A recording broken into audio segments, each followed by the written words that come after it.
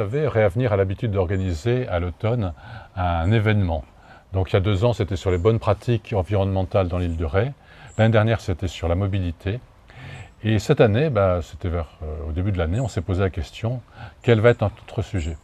Et alors, lorsqu'il y a eu le débat sur les éoliennes, on a été frappé du fait que les gens ont beaucoup parlé diversité, vision, pêche, mais à aucun moment, en fait, le débat sur l'aspect énergie renouvelable, réchauffement climatique, empreinte carbone, n'est vraiment venu à la surface.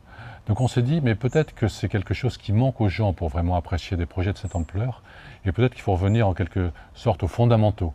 Donc on s'est dit, on va repartir un petit peu à la base et on va reparler de choses aussi importantes que le réchauffement climatique, le dégagement de gaz carbonique, l'empreinte carbone personnelle des gens, et qu'est-ce qu'ils peuvent faire. Et donc c'est ça qui nous a servi de socle à la préparation de cet événement. Île de Ré TV, l'actualité rétaise. Pour cette 3e édition, on a choisi d'élargir nos publics cibles pour pouvoir toucher à la fois les adultes mais aussi les jeunes qui sont l'avenir pour cette question-là. Donc on a également, du coup, dans la programmation, essayé d'avoir différents supports. Donc on a des films, des conférences et des ateliers et des jeux sérieux. Au-delà d'apporter de l'information au public rétais, la répétition de cet événement tous les ans assoit un peu la notoriété de Réavenir parmi la population. Et c'est important parce que ça nous permet de porter plus facilement et d'être mieux écoutés sur un certain nombre de sujets. Et là, par exemple, on voudrait relancer le sujet du solaire. Et on sent déjà qu'on commence à avoir des échos de la part des élus. Et je pense que c'est parce qu'on a pris, je dirais maintenant, une crédibilité que nous ont donné les actions passées. Île de Ré TV, carte blanche au Rété.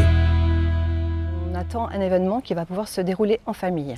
Donc on espère effectivement que les parents vont accompagner les enfants sur les ateliers. On a des ateliers qui concernent les tout petits à partir de 7 ans et donc qui vont leur permettre de comprendre dans leurs petits choix du quotidien finalement en quoi les petits choix du quotidien vont avoir une empreinte carbone. C'est des choses tout à fait compréhensibles par des enfants avec des petites cartes sur les héros du quotidien. Ensuite on a des ateliers pour les plus grands, pour les 10-15 ans. Et là, on va les faire réfléchir sur la ville de demain dans un objectif zéro carbone, mais aussi pour répondre aux besoins des gens. On a également un atelier pour les adultes, ou les jeunes à partir de 15 ans. Et là, on va les faire réfléchir sur le mix énergétique. Qu'est-ce qu'il est aujourd'hui en France? Quelles sont nos sources finalement d'énergie? Quelles seront-elles demain si on veut vraiment appliquer le zéro carbone? Nous avons donc une créatrice rétaise qui s'appelle Solène Huneau et donc qui a pensé le jeu Les Carbonouilles pour les enfants. Concernant les ateliers sérieux pour les jeunes, c'est une association Quartier Ludique qui vient et qui a une reconnaissance d'animation dans les grands événements sur le climat en France. Sur la question du zéro carbone et le calcul du bilan carbone, là il s'agit donc d'Émilie Grimaud et donc qui va également animer la fresque du climat du matin.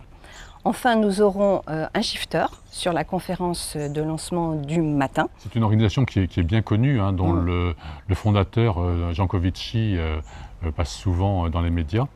Et donc là, ils vont nous expliquer un petit peu l'aspect bilan carbone.